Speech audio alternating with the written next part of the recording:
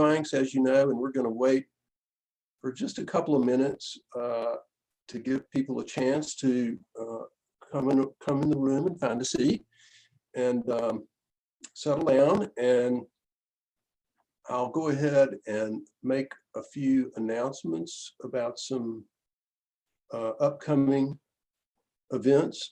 These are all Zoom events on Thursday, March the 18th. I guess that's the day after tomorrow at 6 p.m. in partnership with the Oxford Film Festival. We're going to be doing kind of a pre-event for them with University of Mississippi professor Joe Atkins, who will be in conversation with, no relation, Ace Atkins, for Joe Atkins' book about Harry Dean Stanton. It's called Harry Dean Stanton, Hollywood's Zen Rebel. And that ought to be good. Then on Tuesday, a week from today, at 5:30, Malcolm Brooks, who was last year at Square Books in 2014 with his book Painted Horses, which many of us love, will be in conversation with Julia Whelan for his Malcolm Brooks' new book, Cloudmaker. Julia Whelan is the audio book narrator, so if nothing else, she should have a lovely voice. On Wednesday, March the 24th, Pulitzer Prize winning journalist John Archibald will be in conversation with David McGee from Oxford for Archibald's book, Shaking the Gates of Hell, A Search for Family and Truth in the Wake of Civil Rights Revolution. And then quite next month, on Monday, 4/26, a special event at noon with John Grisham. This is going to be a pre-publication event. John will be in conversation with Wright Thompson about his new book, Sooley, S-O-O-L-E-Y. It's a basketball story, and it's required that you order the book for access to the event. But in the process of doing that, you will earn a chance to win a signed basketball from John Grisham, okay? So that's what's coming up. But today, I very gladly bring you Ralph Eubanks, author of A Place Like Mississippi. This book has just come out. Today is publication day. I can't wait for you to see it. This is the cover. It's published by Timber Press. I'll show you some of it later on. Already, I think just today, Ralph has been on CNN, an article on CNN. He was somebody sent me a text message moments ago that he was on NPR, and he was in LitHub today, all in the context of this book. Ralph is the author of Ever is a Long Time, A Journey into Mississippi's Dark Past, and The House at the End of the Road, the story of 3 generations of an interracial family in the American South. He has he was a former director of publications at the Library of Congress. He's currently a visiting professor of Southern Studies here at the University of Mississippi. He's a Guggenheim Fellowship recipient, fellow of the New American Foundation, and has written articles and reviews for the Chicago Tribune, Preservation, the Hedgehog Review, Time, Vanity Fair, Wall Street Journal, the New Yorker, and NPR. So, congratulations, Ralph, on this lovely book. Thank you. So, I have to say, you know, I think that I know a lot about Mississippi literature and Mississippi writers, and so when I first saw the book, I thought, well, you know, I wonder what's in here that I don't already know. Well, I found out a lot, and the narrative is so good and so pleasant, so appealing that I just right away got caught up in just reading right through it. And while I did see some things that I already knew. You know, so at this point in life, it's good to remember some things. So there was that. And you organize the book geographically, not chronologically, which I think is smart. And you kind of hop around these little places in the state, covering the literary history and the people accordingly. You quote Ralph Ellison quoting Heraclitus, saying that geography is fate. What is that? What do you mean by that? I think that the place where we're from really determines the way that we look at the world. It's our fate. And being from Mississippi has shaped the way that I look at the world. I think it's also shaped, having been away for a long time and then coming back, I look at it with slightly different eyes, because I have to say I do try to kind of maintain my outsider status, that those outsider eyes maybe with that insider status. And it allows me to look at things in a different way. And I think that's really, thinking about Mississippi literature, we do think that it all comes from the Delta. Everything sprung out of the Delta. And I wanted to start the book in a place in Mississippi that is constantly renewing itself, and that's the Gulf Coast, with hurricanes and tragedy. So I decided to start the book there, really inspired by Natasha Trethewey's Theories of Time and Space, which is why that's the epigraph for the book. Right. And also Jesmyn Ward. Yes. Jesmyn Ward, who in her own life has seen a lot of tragedy and loss, in addition to the way the storms come through. Interviewing Jesmyn and hearing her tell me exactly what the landscape was like before Katrina and what it's like after, was really enlightening and fascinating, because she said that from what her family said, the landscape went back to what it was post-Camille, post-Katrina. So people who've lived there for a long time see things on that landscape that most of us aren't really conscious of, which I thought was really wonderful. Right. The coast always, I guess, because I'm from North Mississippi, it seems to be the most alien part of Mississippi, but it is very different from the Alabama coast or Louisiana coast. It's got its own turf down there, and it's that man-made beach, that long man-made beach. Yeah, that is very scenic, very beautiful, but it's also realizing it's something that we've really constructed. Right. Jesmyn Ward is the only Black writer and the only woman writer to win the National Book Award twice for fiction, if I'm not mistaken. That is correct. That's quite an accomplishment. And which is another reason to start the book on the Gulf Coast. Yeah. And Natasha Trethewey, just what an incredible poet. And memoirist, I would add as well. And that recent memoir is just devastating. And that must have been very hard to write. And then going from the coast to, I believe, your territory, the Piney Woods. That part of the state that everybody just speeds through on their way back. So I don't know anything about that part of Mississippi. A lot of people don't even know where the Piney Woods are or is. No, people don't even know my hometown. I mean, when I was a kid, Highway 49 was Main Street of Mount Olive, Mississippi.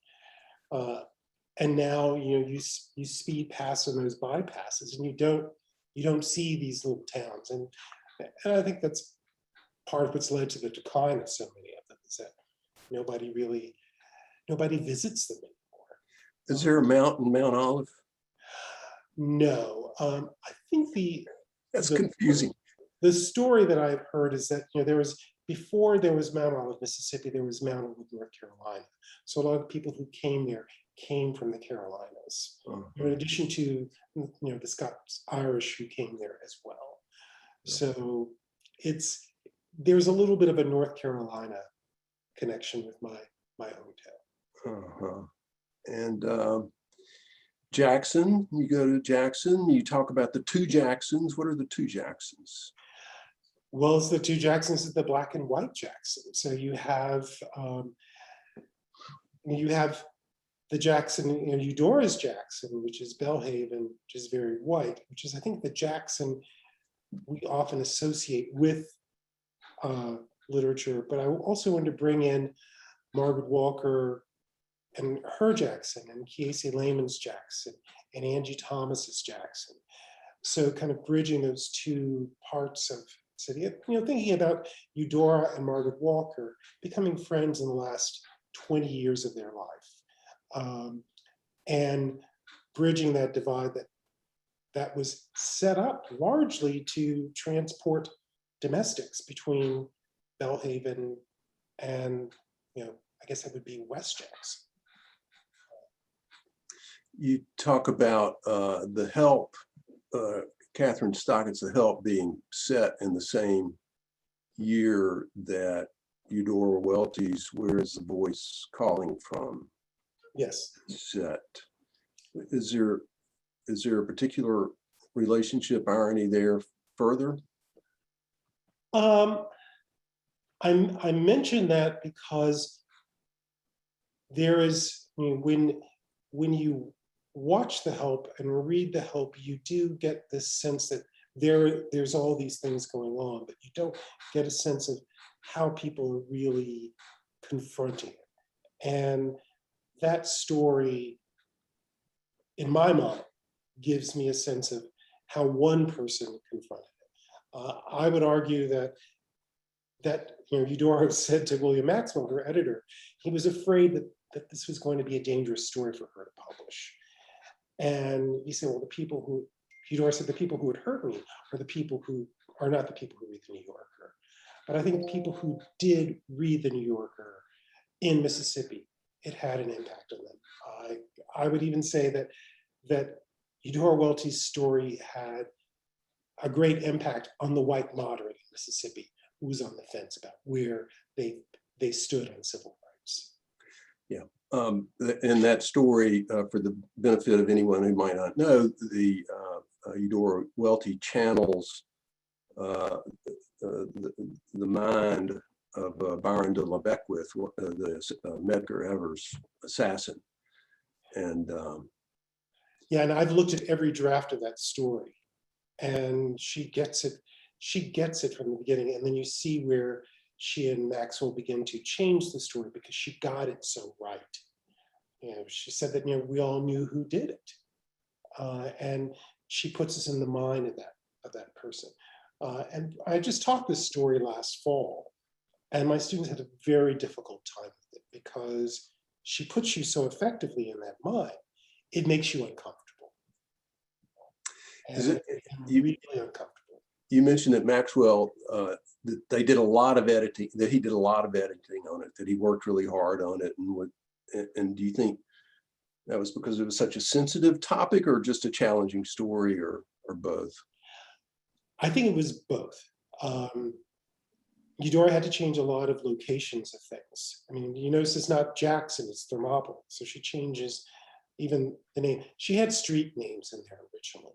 She gets rid of all of that. So it looks as if it's something that is completely a work of the imagination, which it is, but at the same time based on a real place. And again, that intersection of the imagined and real that I think really turns up a great deal in Mississippi writers' work.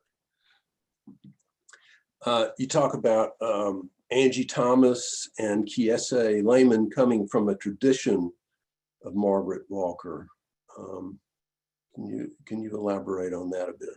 Well, Margaret Walker set up that archive of African-American literature and history at Jackson State, which is now the Margaret Walker Center. And she established that, thinking about that next generation of writers. I think that was part of her real genius, was I think Margaret Walker thought a lot about the next generation of writers. I mean, her work, Jubilee, has never been out of print. She focused so much on that and maybe not enough on her own work. But that legacy lives on in Casey and Angie. And I went to visit that neighborhood just to kind of see those places. And I didn't realize, this is kind of how crazy Mississippi stories intersect, is I didn't realize how much time I had spent in that neighborhood as a kid. And that's realizing how kind of their world, I mean, I say that Casey and Angie have this post-soul aesthetic that is, they're thinking beyond integration. I'm a child of integration. That's a very different way of looking at Mississippi in the South. But I didn't expect to see my world kind of collide with theirs in a very different way. And realizing that I played across the street from the Medgar Evers house. And the whole time I played there, no one talked about what happened in that house across the street. And again, it's that idea of silence that we have in Mississippi, things that we don't talk about. And it wasn't until I was there with the curator of the Medgar Evers house that I really put that together. While we're here, I'm going to ask a question that someone sent to me by email beforehand. This is from someone named Lee. Isabel Wilkerson's 2020 book, Cast, has been called an instant classic. In Mississippi, we now have a new golden generation of world-famous fiction writers, almost all of whom chose to attend private Seg Ed academies. A notable exception being the novelist Katie Simpson Smith, who has worked tirelessly to improve Mississippi public education. Where inside your book is this stark cast line of Seg Ed versus public education discussed? Have you seen any specific examples of this golden generation of Seg Ed grads that can be counted on to champion public education in Mississippi? For instance, do you think the writer Catherine Lacey would be so filled with disdain for her native state, as expressed in your book and elsewhere, if she had been less privileged or had chosen to attend public schools instead of a private academy? There's a hot potato for you. Yeah, I mean, I think it is an interesting question. And I think it really goes beyond, goes beyond writing, and it's the whole structure of the state and our education system. And I think not only, again, I mean, one of the things that I say about this book, Mississippi, in a lot of ways, we like to think of these things as being unique to Mississippi, but it holds up a mirror to the nation. How many people outside of Mississippi are going to private schools who are privileged enough to go to elite writing programs? And I would put my own kids in that category. I've been able to go to elite schools, and my daughter graduating from the School of the Art Institute of Chicago in creative writing. So I don't really address that issue in my book. Should it have been addressed? Perhaps, but I'm not exactly sure how I would have worked that into the narrative. Is it a topic that needs to be discussed? Absolutely. And I wish that we did talk about that a lot more. I think Eleni and Fentress, I think it's the people who went through those academies who are beginning to reckon with those. And I want to really salute Eleni and Fentress for trying to get people to wrestle with that. You spend a lot of time, a lot of space on William Faulkner. Well, it's difficult not to, as you know. It certainly is for me. I mean, he takes up a lot of real estate at the state.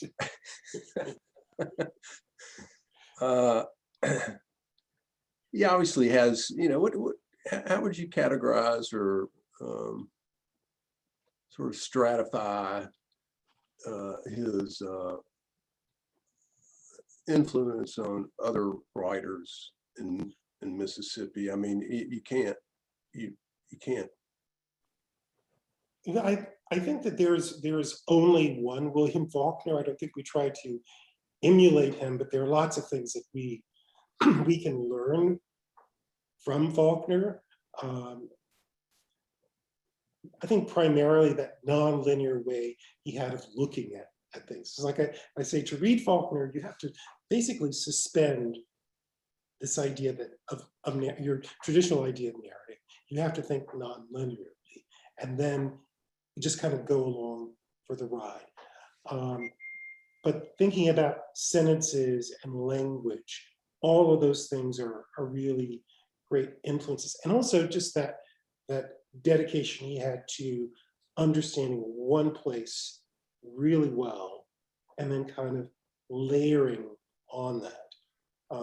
And that's something that I think it's probably had an influence on me, not so much as a writer, but maybe as a reader, enjoying that layering of narrative, that slow unspooling of a narrative. I can never write like Faulkner. I would never try to write like Faulkner. Is Faulkner there? Yes. And as Flannery O'Connor would say, I get off the tracks when the Dixie Limited comes running down. Right. Well, he had a lot of courage and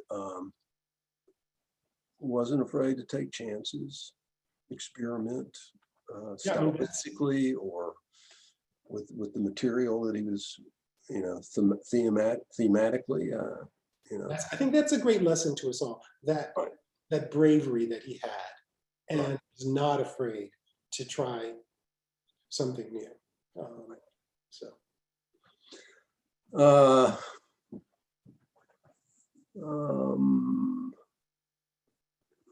We've kind of been through the civil rights, but you say that Layman and Angie Thomas came from a perspective that is free of the historical burdens about the civil rights era. You touched on that a little bit. That my generation, you say, which I consider mine too. Yeah, I think we're the same generation. Yes, clings to tightly. Clings to that tightly.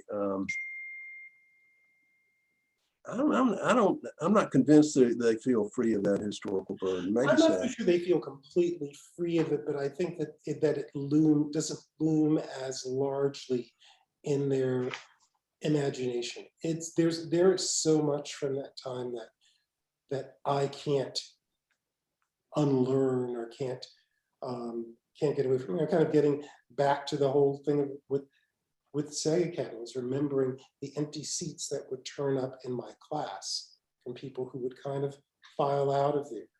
And it was as if they slowly disappeared. That's something that's very unique to my time of growing up in Mississippi, growing up being in that first class, go through 4 years of integrated high school. But I think that they are, it doesn't loom in the front of their consciousness the way it does for me. And so much of the way what I find in teaching is the way we have taught the civil rights movement. We have taught it as this triumphant narrative. And I really, in my teaching a class on civil rights and literature, have tried to get my students to move away from that, to understand, the struggle continues, and that it is a much more, it's not as linear a narrative as we would like to think. I was glad to see you devote as much attention to Stark Young and Hubert Creekmore as you did, who are certainly out of fashion, I would say, and well, yes, but Hubert Creekmore, I hope that if someone at New Yorker Yearbooks Classics is listening, that they will put some of his books back into print, because it would be interesting for Hubert Creekmore to kind of visit his hometown of Water Valley, and Violet Valley bookstore there, and realize that maybe he could have gotten a sense of belonging in the town where he was from. And there's just, I learned about that from, this film short that was done, Dear Hubert. And I was totally taken by that little film. And I learned in probably about 15 minutes so much about Hubert Creekmore, someone I didn't know, and I go past that house every time in the Water Valley. And I wanted to bring attention to those two writers who were, gay writers in Mississippi who were trying to make it through, and even thinking about William Alexander Percy, who was very much closeted. And I think that closeting had an impact on how he asserted himself, kind of in that Delta patriarchy as well. And I don't think any writer from Mississippi had as diverse an oeuvre as Stark Young.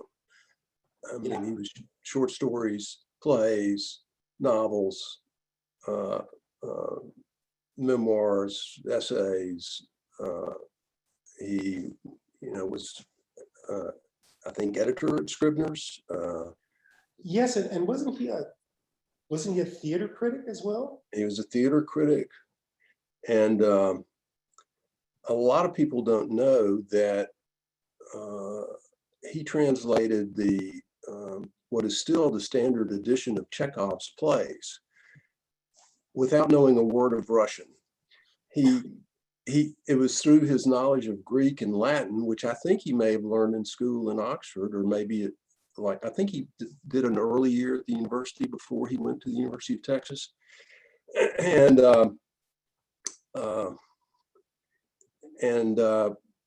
Latin, Greek, he knew Italian, and maybe, I guess, French, maybe, so one other language. But through his knowledge of language and of literature and drama, he just took a Russian-English dictionary, and still the modern library translation is his translation. I think that really speaks to the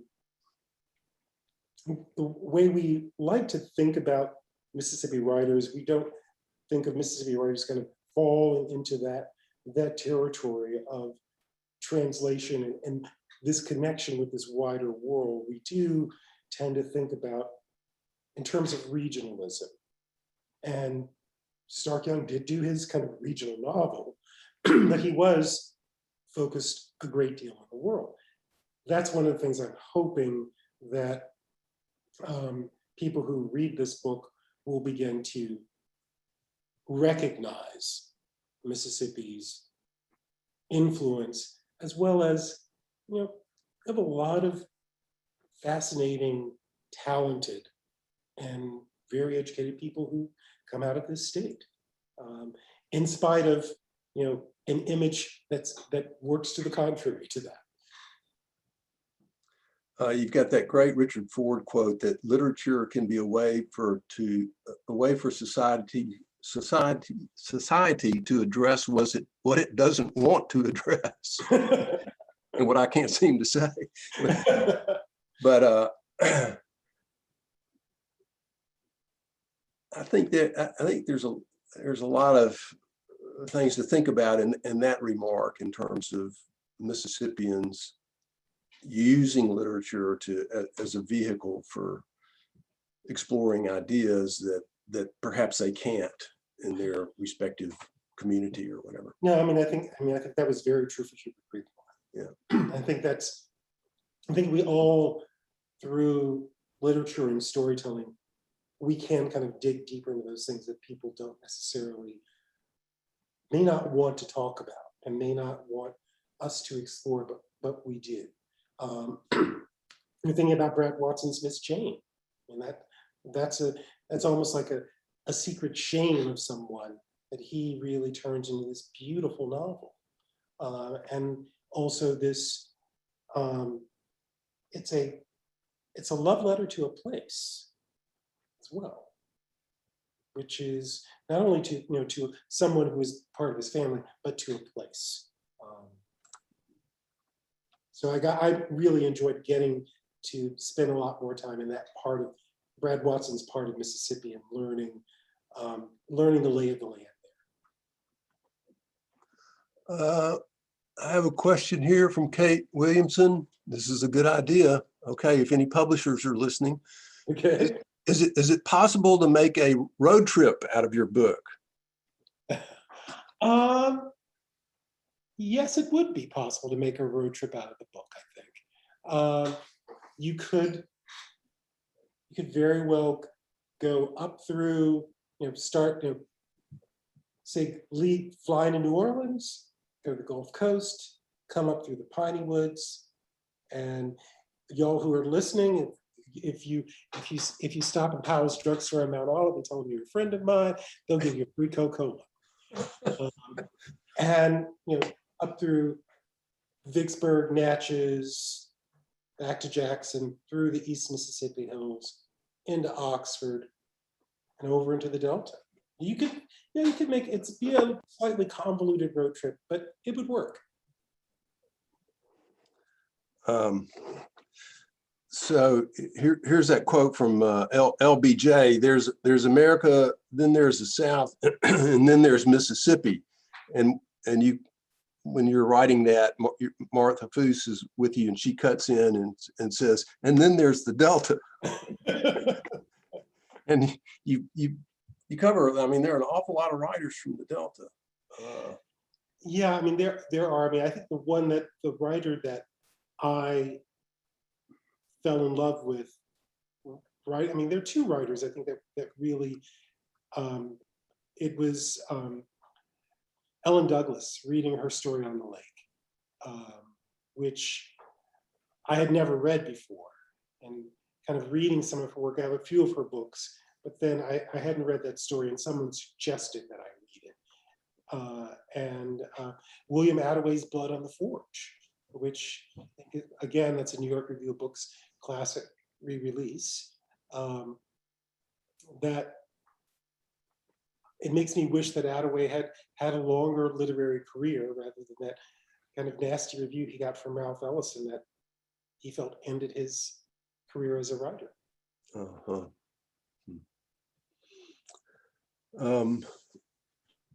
Let's see.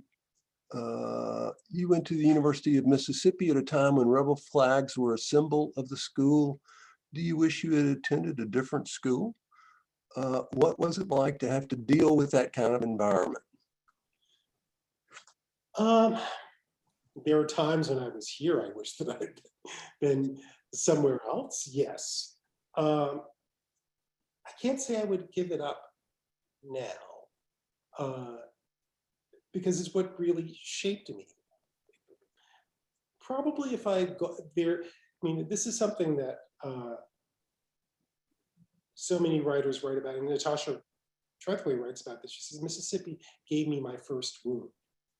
And Mississippi gave me more than my first wound. It gave me a whole lot of that. I'm all scarred up with stuff in Mississippi. But recognizing those scars as something beautiful, really. It's kind of what I've had to do. That I don't think I would have done had I gone somewhere else. And my father allowed me to go to Tulane like I really wanted to. You mean beautiful in the sense that you accomplish something by getting over it, by yeah, that you accomplish something by getting over it, and that I actually do. There's so many things that I laugh at. I say, really, I tell people I'm a nonfiction writer because I'm bad at making shit up. But I'm also a nonfiction writer because I'm from Mississippi, and this is a place that has endless stories. And you can't really get away from those stories. And you never know when one of them is going to come up and from the past, or from your own past, or from someone else's.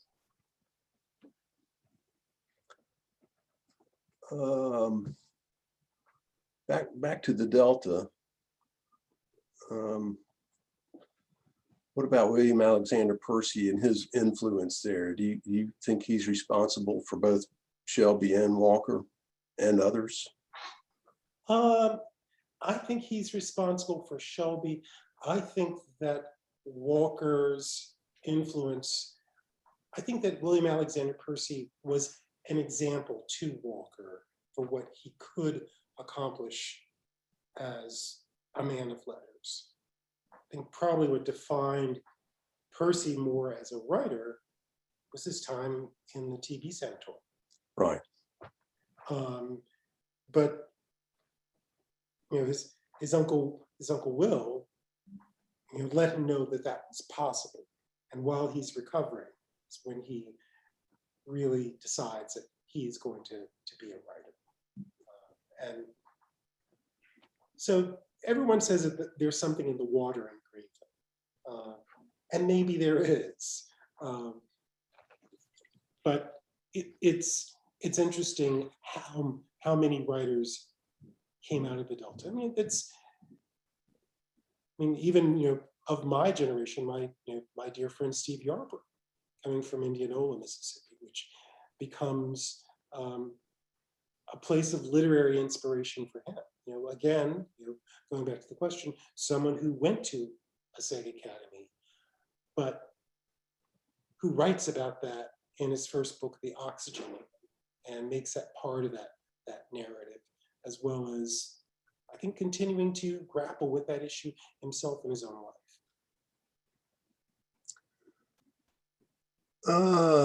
Okay. In your research, Ralph, for this book, did you come across any particular visual artworks that connected you to subject matter?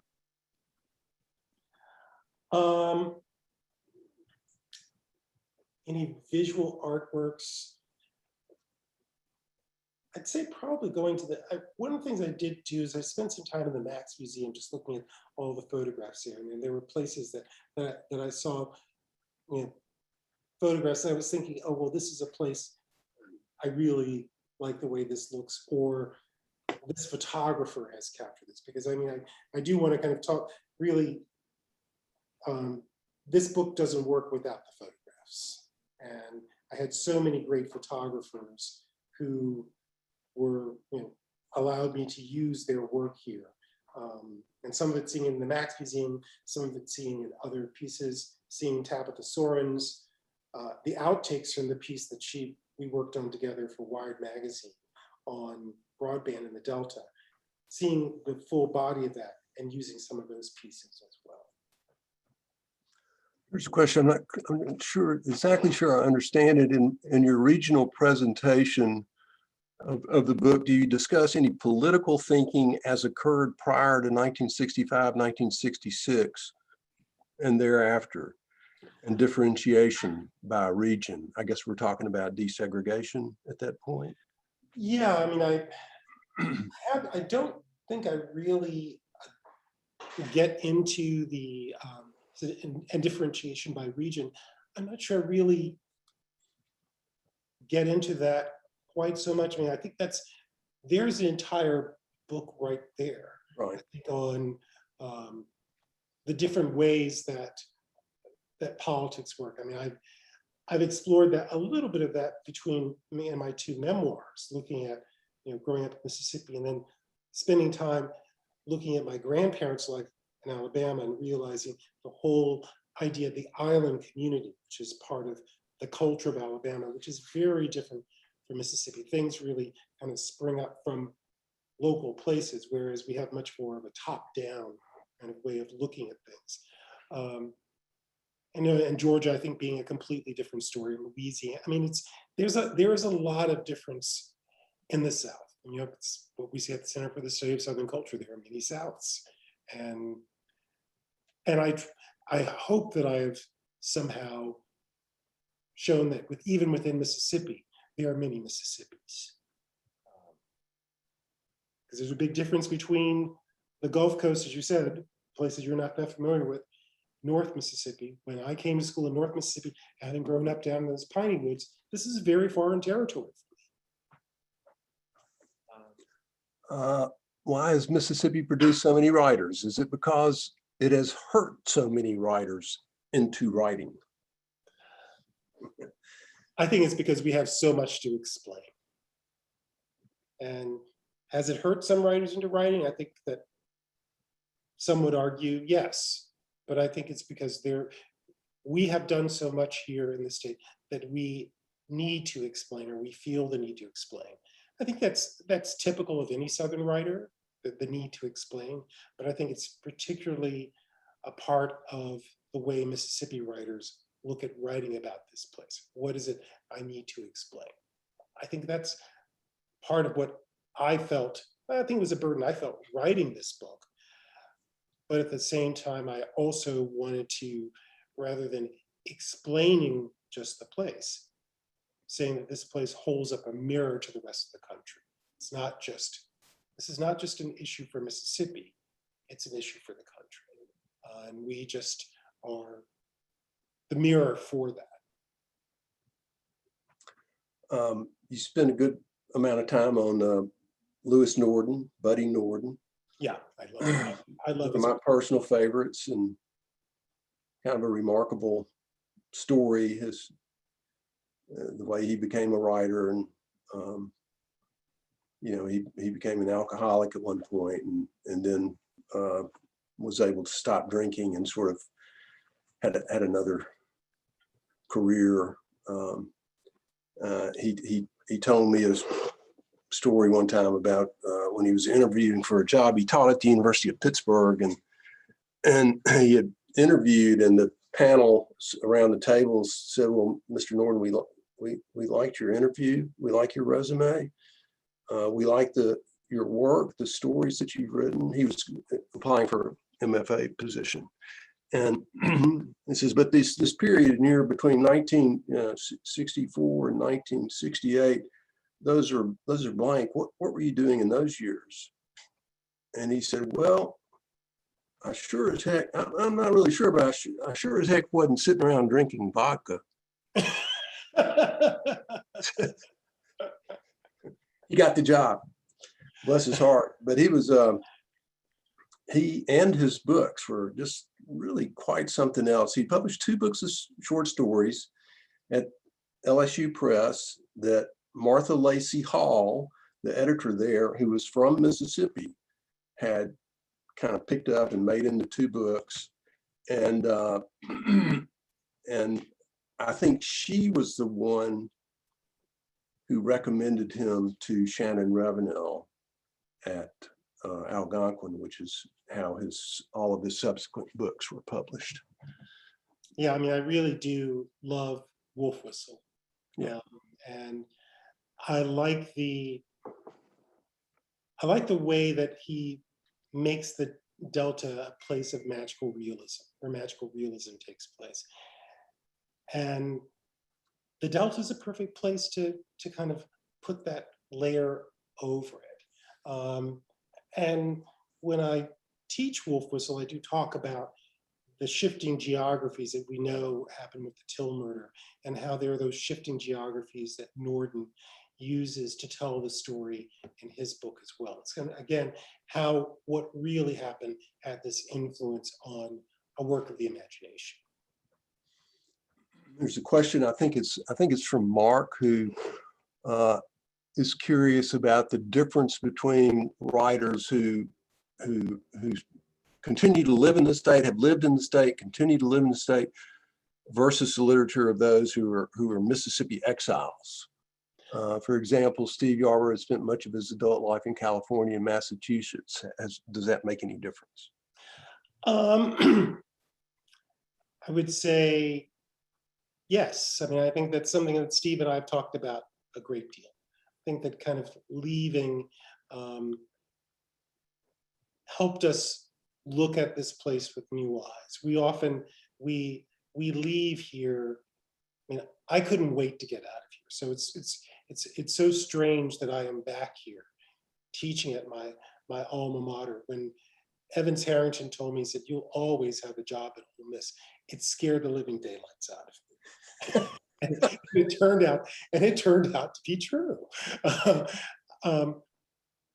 But as I mentioned earlier, I do believe that being away and having, it places some distance between this place, and we look at it with different eyes. We see our childhood here, and you know, you can never really go go home again, because home as you knew it is not there anymore. But at the same time, you see pieces of that and you can put it all back together in some way. I mean, I think that for both me and Steve, what we've tried to do in our writing about Mississippi is to, I hope, bring some clarity to the way people look at this place. To, not to be a force that's going to diminish Mississippi, but at least to see it with a little more clarity than most people look at. A lot of people look at Mississippi, and I've heard people say this, Mississippi, Alabama, all those southern states, they're all the same. And I always say, well, have you ever been? And the answer is usually no. Well, if you went, you'd learn something. You realize it's not the same. There are people who are really different. But being away, I feel, has helped me see this place with clearer eyes and wanting to bring some clarity to things and maybe enhance some things that people who remain here tend to be a little more silent about. It's good answer, and maybe a good place to stop. I do want to extol the virtues of this book again. After all, I am a bookseller, and it's my job to sell books. But main thing I want to do is just tell you how much I love this thing. It's got these lovely photographs, lots of color, lots of illustrations, and a Maudie Clay image on the cover. Maudie Clay image on the cover. Here's another one here, the 3-foot building in Meridian. Yes. And there's some interesting stuff about it in there. There are a few of my own photographs in there as well. The ones of the Piney Woods are most of those are mine. So the contemporary ones, I should say. I found that Piney Woods is the least documented region of the state photographically. One of the things you talk about in the Piney Woods is how the disappearance of the small farm. So maybe as a last question, the relationship between nature and literature in Mississippi has always been very close, and that's changed and continues to change. But specifically, the loss of the small farm, I think in the Piney Woods section is where you're talking about. It is in the Piney Woods section. I mean, where everything's been turned into 1,000-acre timber. Yeah, I mean, well, as some of you know, my father was a county agent, and one of his Tuskegee classmates and another former county agent, still alive, and we talked about this one afternoon, and he said something to me. He said, the life that your family led here, living on this farm, and kind of, it's not possible anymore. And I realized that someone could not grow up where I grew up and have that same experience. It's going to be something different. Is that such a bad thing? Maybe not. It's going to be something different. So that's just showing how Mississippi is changing and evolving. So there's not only one story that would be told, there'll be a different story told by that next generation. Makes me a little bit sad, but that's nostalgia. And I'm just hopeful that the person who's growing up there in that very different landscape will see something new to write about it as well. Okay, Ralph, I've got just a few more questions because I missed these. So we're just going to make this a lightning round. Okay, I'm only going to allow you short answers. Talk about Dispatches from Pluto and how it does or does not reflect the true delta. You've got 20 seconds. I think it reflects the true delta, but again, from the perspective of an outsider. Sorry, that's very good. I was trying to turn off my phone. Just how good an album can add a soundtrack to a particular time and place in one's life, so can a good book. So when would you say is the perfect time and place to read your book in preparation? What do I need to do? Who do I need to be? What a great question. Whoa. Well, I would say, first of all, you only need to be yourself. Maybe kick on some good tunes, some good Mississippi tunes, maybe a little blues, a little Steve Forbert. So kind of get things from my neck of the woods, since he's from Laurel. I don't know, just North Mississippi All-Stars, just listen to some good music and just go along for the ride. Influence of Richard Wright on Mississippi writers. Huge. I mean, I think Richard Wright taught us to think about what were the ethics of living Jim Crow, which I don't think any of us would be thinking about or talking about had he not written his books. How far back do you go with writers in this book? And is Willie Morris in there? It's really a 20th and 21st century. And yes, Willie is there. I even visited his grave in Yazoo City. That's when I realized that's the only place in Yazoo City that I think Willie would still recognize. Well, Ralph, I just want to say thank you for all that you've done to contribute to this rich tradition of literature in Mississippi, and especially with this book. It's really... Well, I want to thank you for all you have done to contribute to this. I mean, this book would not be possible without the existence of Square Books. Well, thank you. So, thank you. Thank you. And finally, as a last hucksterish ploy, this book is only $27.95. It's wonderful. It's got all these colored photographs and illustrations in it. And I don't know how Tempered Press did it, but I want to thank them for creating a really lovely book, and you, Ralph, at a reasonable price. So I'm sure that my editor, Will McKay, is watching. So thank you, Bill. I don't know what magic you worked. Maybe it was leaving out that 4-page signature that would have included my acknowledgments. That may be it. So. Well, it's just terrific, and I wish you luck with it. And I want to thank all the participants and listeners today who contributed those great questions. So yes, thank you all. Okay. Okay. Good night, everybody. Good night.